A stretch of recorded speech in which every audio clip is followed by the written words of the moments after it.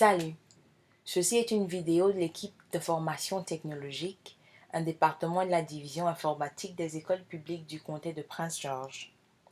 Aujourd'hui, nous allons montrer aux élèves comment changer leur mot de passe en utilisant le système de gestion des identités d'Oracle ou IDM.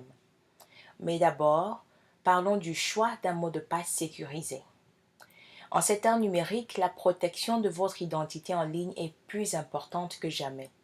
Dans cette optique, voici les règles relatives aux mots de passe que les écoles publiques du comté de Prince George appliquent aux élèves.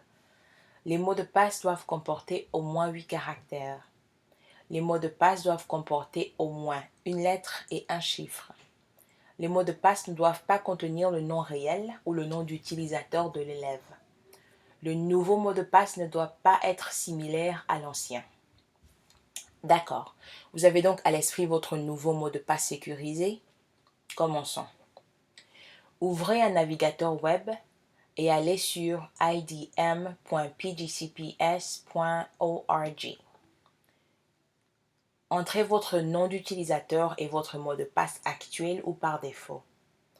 Votre enseignant sera en mesure de vous fournir cette information si vous ne la connaissez pas. Cliquez sur Sign In, se connecter. La première fois que vous vous connectez, vous devez sélectionner et répondre à 3 questions secrètes. Si jamais vous oubliez votre mot de passe, vous pourrez le réinitialiser automatiquement en répondant correctement à ces questions. Assurez-vous que les réponses sont des choses dont vous vous souviendrez, mais que peu de gens connaissent à votre sujet. Lorsque vous êtes prêt, cliquez sur Submit, soumettre. Vous êtes dirigé vers la page Identity Self-Service, libre service d'identité. Maintenant que vous avez défini vos questions de sécurité, vous serez immédiatement dirigé vers cette page la prochaine fois que vous vous connecterez. Si vous utilisez le mot de passe par défaut qui vous a été donné par l'école, il est recommandé de le changer pour un mot de passe différent qui correspond aux exigences de mot de passe discutées plus haut dans cette vidéo.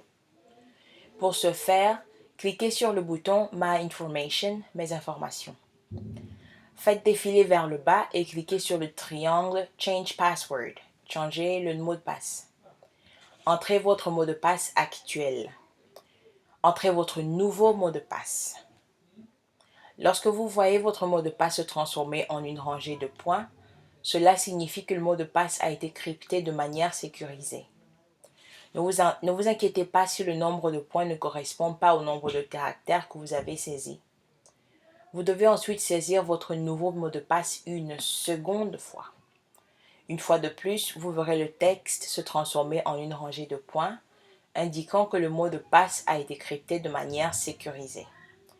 Si vous devez saisir votre nouveau mot de passe une seconde fois, c'est pour vous assurer que les deux versions correspondent et qu'il n'y a pas eu de faute de frappe.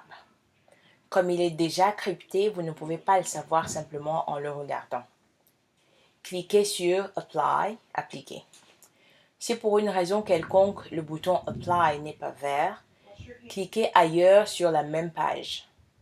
Le bouton devrait alors devenir vert et vous permettre d'appliquer le changement à votre mot de passe. Et c'est tout. Votre nouveau mot de passe est défini. Vous devez maintenant vous assurer qu'il reste sécurisé. Rappelez-vous, ne partagez jamais votre mot de passe avec d'autres personnes. Si vous avez noté votre mot de passe, conservez-le dans un endroit sécurisé et ne le laissez jamais là où d'autres personnes pourraient le trouver.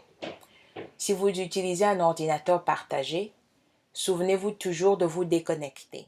Ceci était une production de l'équipe de formation technologique. Merci d'avoir visionné.